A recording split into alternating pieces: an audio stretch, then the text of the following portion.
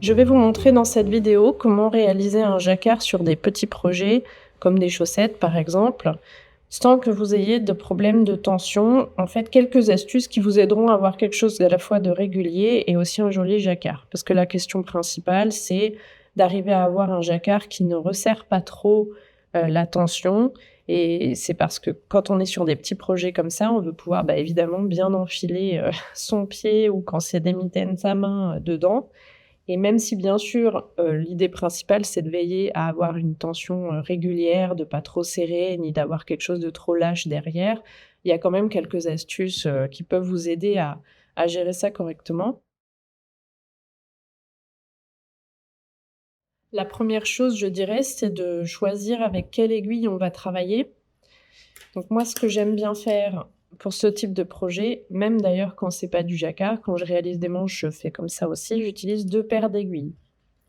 2 paires d'aiguilles, pourquoi? Parce que si vous avez qu'une paire d'aiguilles pour du circulaire, vous devez travailler du coup en magic loop et ce qui peut arriver dans ces cas-là, c'est d'avoir comme hop, comme vous avez votre aiguille qui vient se tenir comme ça, vous avez toujours à un moment donné le câble qui peut venir tirer un petit peu les aiguilles d'un côté les mailles pardon, d'un côté et de l'autre et du coup, on aura tendance parfois à serrer un petit peu plus fort à cet endroit-là et du coup à modifier, la tension.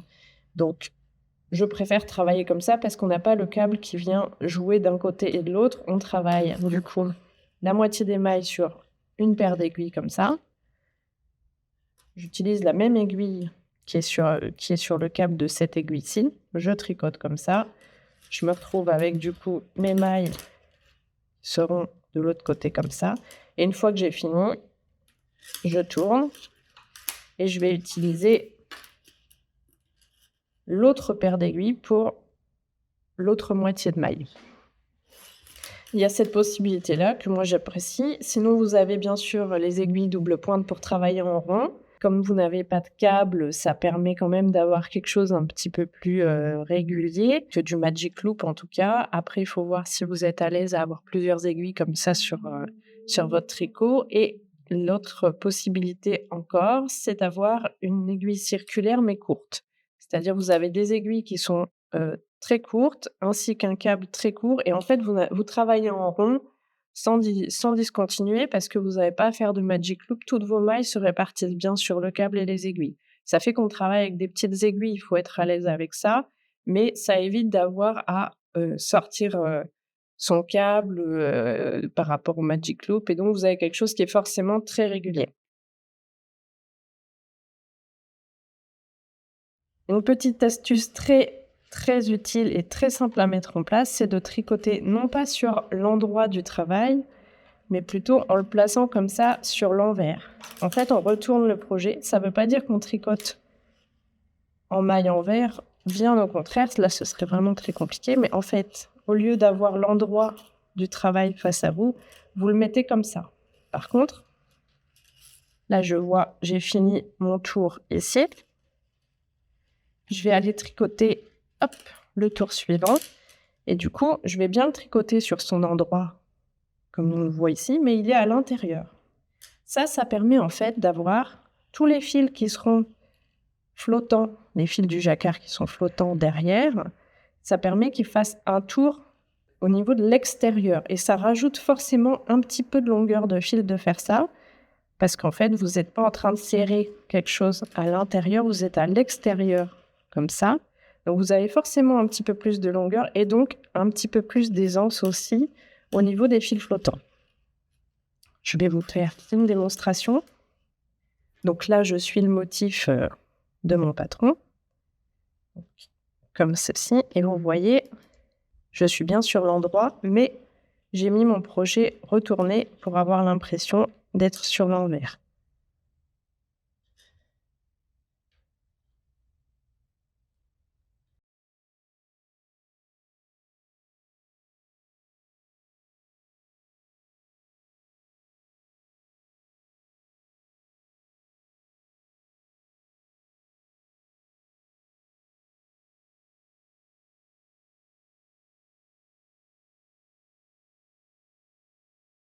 J'arrive à la fin de mon demi-tour.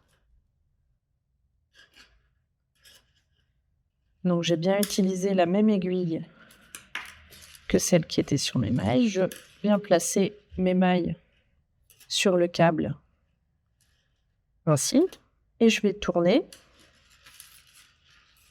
Hop. Donc le tout, c'est que les fils de travail passent sous mes aiguilles. Je me retrouve avec devant les mailles que je viens de tricoter et derrière celles que je vais tricoter maintenant.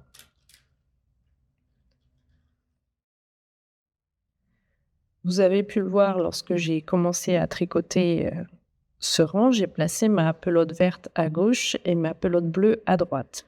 Et du coup, mon fil vert à gauche et mon fil bleu dans la main droite. Alors déjà, il y a la possibilité de tricoter, pas forcément en mettant un fil dans chaque main. Ça, c'est si vous êtes à l'aise, si vous avez envie d'essayer.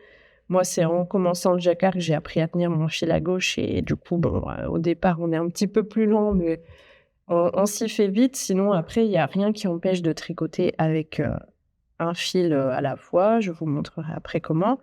Mais la question qu'il y a derrière, c'est quelle est ma couleur dominante?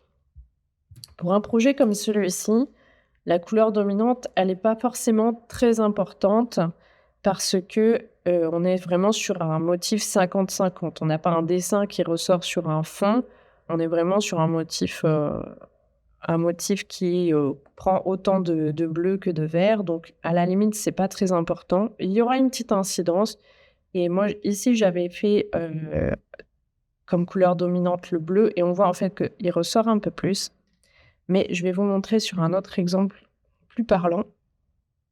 Quand vous voulez faire un dessin sur un fond, il faut veiller à ce que le dessin que vous voulez faire ressortir, vous choisissez bien la couleur de ce dessin comme couleur dominante. Et ici, on voit quand même une différence. De ce côté, on a choisi comme couleur dominante le jaune, ce qui fait que le dessin semble plus léger et par endroits même s'effacer, que ici, on le voit bien ressortir. Le fil rouge a été choisi comme couleur dominante. Donc, il ne s'agit pas juste de le dire, il s'agit aussi de le faire ressortir quand on tricote.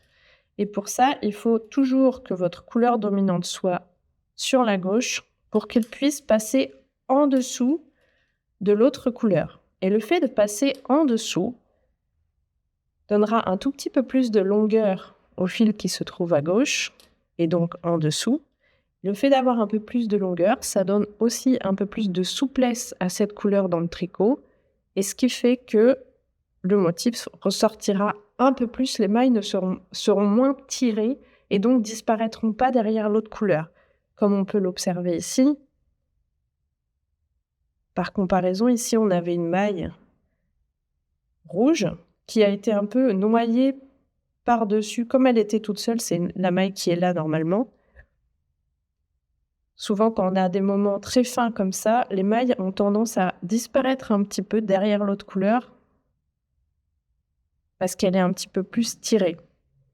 Derrière, là, il y a tellement de fils qu'on ne voit pas spécialement le fil passer dessous, mais je vais vous montrer en tricotant. C'est ce genre d'événement-là qui peut se passer, c'est que le fil qui n'a pas été choisi comme dominant va se faire noyer par l'autre parce que l'autre prend un peu le dessus. Il a plus de longueur derrière, donc un petit peu plus de grosseur de maille, on va dire, devant. Donc c'est pour ça que quand on tricote,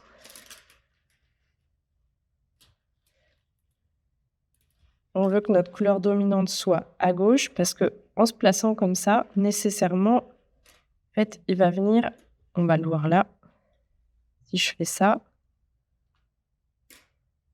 et admettons, je voudrais tricoter une maille bleue. Ensuite, on voit que le fil bleu se placera au-dessus de mon fil vert.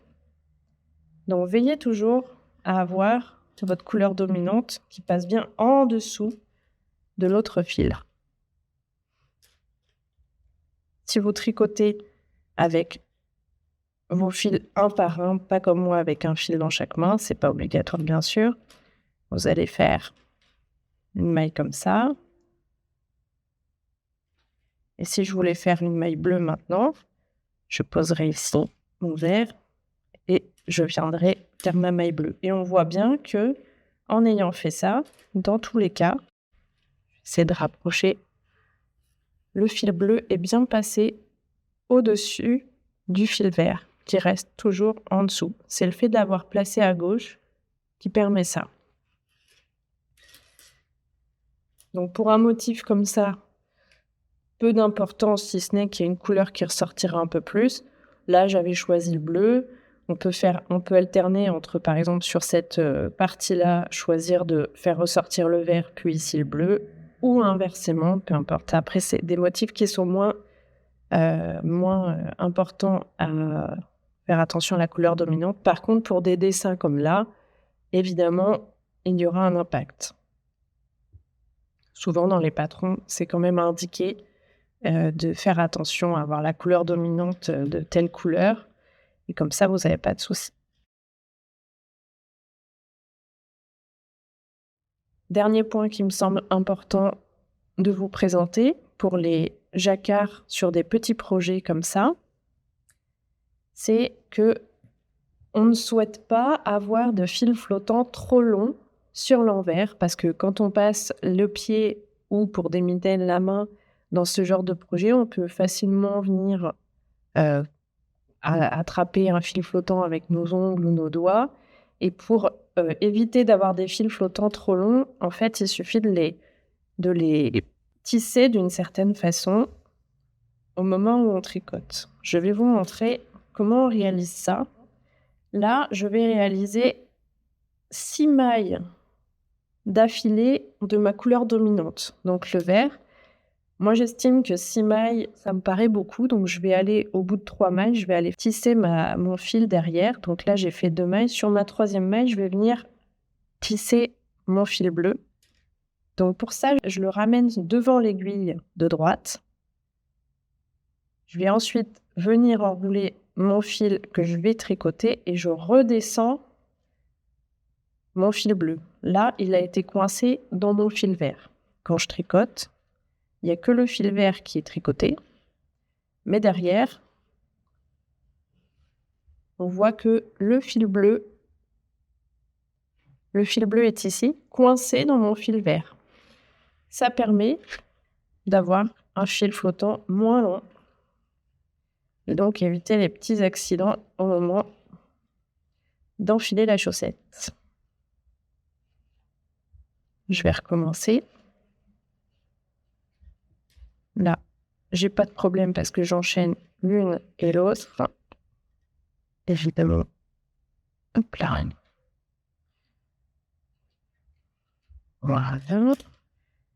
Une maille verte, une maille bleue, ça fait pas beaucoup de fils flottants. Par contre là, je vais en enchaîner 1, 2, 3. Allez, je vais faire sur la 4e. On dit qu'il faut venir tisser son fil toutes les 3 à 5 mailles. Après ça, c'est vous qui voyez selon le projet, selon l'échantillon, selon votre fil, c'est à déterminer. Mais voilà, moi, c'est vrai que pour un projet comme ça, et on le voit bien quand c'est terminé, on voit que le fil, il est ramassé ici. Là, ça fait des longueurs de fil flottant vraiment très courtes, même pas 1 centimètre, ce que je trouve très correct par rapport à des chaussettes. Quelque chose de très régulier et on sait qu'on n'aura pas de problème au moment de l'enfilage. Je vais vous montrer maintenant comment on tisse le fil dominant. Le geste n'est pas tout à fait le même. Donc là, je vais avoir 5 mailles d'affilée de couleur bleue. Donc je vais en faire 2 sans tisser un fil. 1, 2. Et donc là, au lieu de passer en dessous comme ça, je vais plutôt passer au-dessus. Donc je passe par derrière et j'arrive au-dessus avec mon fil de la couleur dominante. Je viens enrouler mon fil bleu et là je repasse en arrière avec mon fil vert. C'est comme ça que on a toujours bien tricoté avec notre fil bleu et notre fil vert se retrouve coincé derrière le fil bleu. Si je fais ma maille suivante, on voit bien que mon parafil flottant vert trop long, il est venu ici se faire attraper par le fil bleu. Je vais finir la moitié de ce tour. Et là, on est toujours une maille sur 2. Pas besoin de venir faire le tissage. Et là, 5 mailles d'affilée, donc j'en fais 2. Et sur la 3e, je viens passer ma couleur dominante au-dessus de mon aiguille, pas par la gauche, mais par la droite, par derrière, je la passe au-dessus. Ensuite, j'enroule mon fil bleu et je viens enlever mon fil vert comme ça. Et voilà ma maille tricotée avec mon fil vert de ma couleur dominante coincé sur le fil bleu.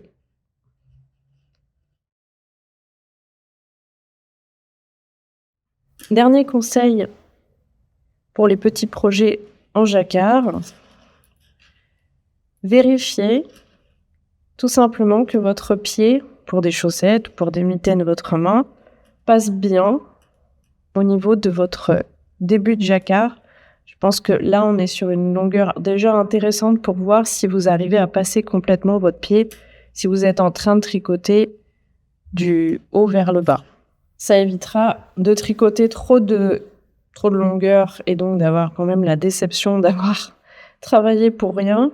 Donc voilà, je dirais que quand vous avez commencé à tricoter quelques centimètres, vous commencez à passer votre pied. Si vous y arrivez, c'est bon, vous pouvez continuer. Si vraiment ça passe pas, peut-être réaliser la taille au-dessus dans le patron. Voilà pour ces quelques astuces de tricot en jacquard. J'espère que cela vous aidera.